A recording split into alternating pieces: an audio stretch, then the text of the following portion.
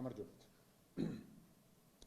ფაქტია, რომ დღეს ქვეყანა სისტემურ პოლიტიკურ კრიზისშია. მას შემდგომ, რაც ოცნებამ გააყალბა არჩევნები, შეაჩერა მოკლა ქვეყნის ევროპული მომავალი, შემდგომ იძალადა საქართველოს მშვიდობიან მოქალაქეებზე, რომლებიც თავის განსხვავებულ აზრს გამოთქვამდნენ. ამის მიუხედავად, პარალელურად ოცნება ახერხებდა იმას, რომ არალეგიტიმურ საკანონმდებლო ორგანოში გააქვს ისეთი კანონები, რომლებიც საბოლოოდ მას შემდეგ, რაც ბოლო ინსტიტუტი, პრეზიდენტის ინსტიტუტი დაისაკუთრა, მძევლად აყავს საჯარო სექტორი. ფაქტობრივად, ოცნებამ არალეგიტიმური პარლამენტის საშუალებით, საკანონმდებლო ინიციატივის საშუალებით არა მხოლოდ მძევლად აიყვანა საჯარო სექტორი, არამედ საჯარო სექტორის თვის რეპრესიული საკანონმდებლო ჩარჩო შექმნა. რას ნიშნავს ეს? ფაქტობრივად გამოდის, რომ საშუალო რგოლი საჯარო სექტორის დღეს სრულად იქნება დაქვემდებარებული პოლიტიკურ ნებას და ერთ ადამიანს ფაქტობრივია. საქართველოში დამოუკიდებლობის აღდგენის დღიდან საჯარო სექტორის საშუალო რგოლი ყოველთვის იყო ის ფუნდამენტი და ბაზა, რომელიც პირველ რიგში იბრძოდა ქვეყნის ეროვნული ინტერესებისთვის და სახელმწიფოებრიობისთვის. ვერავინ ვერასოდეს ვერ გაბედა ამ ადამიანების ხელისხლება, უბრალოდ იმიტომ, რომ ესენი არიან ინსტიტუციონალური მეხსიერების მატარებელი მთელი დამოუკიდებლობის 30-ზე მეტი წლის განმავლობაში.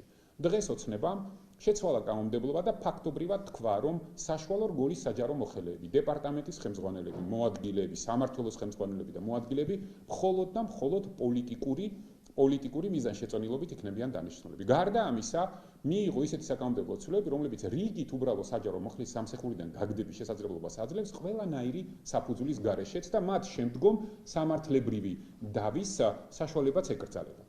ფაქტობრივად უნდა გვესმოდეს, რომ ამ საკანონმდებლო ცვლილებებით ოცნებამ მძევლად აიყვანა საქართველოს საჯარო მოხელე. მინდა მიმართო საქართველოს საჯარო მოხელეებს. მეგობრებო, ყველას კარგად უნდა გვესმოდეს, რომ მაშინ, როდესაც ასობით ათასი რიგითი საქართველოს მოქალაქე მშვიდობიანი პროტესტის საშუალებით იცავს ქვეყნის ევროპულ მომავალს, იცავს სამართლიანობას, იცავს უბრალოდ გამოხატვის თავისუფლების უფლებას.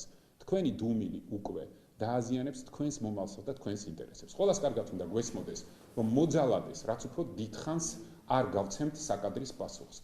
ეს მოძალადე კიდევ უფრო მეტი ძალადებს ჩვენზე და უნდა გვესმოდეს, რომ დღეს თუ საჯარო სექტორმა არ თქვა თავისი ღირსეული სიტყვა სახელმწიფოს დაცვისთვის, სახელმწიფოს ინტერესების დაცვისთვის და არ გაიხსენა ფიცი საჯარო მოხელის, რომელიც მთავარი მიზანია მსახურება სახელმწიფოსი და ქვეყნის და მოქალაქეების და არა ერთი პარტიის, ერთი ადამიანის და მათი კორუმპირებული ინტერესების, მაშინ ყველას კარგად უნდა გვესმოდეს, რომ ისინი თავისას გაიტანენ განსაკუთრებით მაშინ, როდესაც ასობით ათასი ადამიანი დღეს ქუჩებში იცავს საქართველოს ევროპულ მომავალს, ზუსტად იმას, რისთვისაც ჩვენ ყველანი ერთად ბოლო 30 წლის განმავლობაში ვიბრძოდით.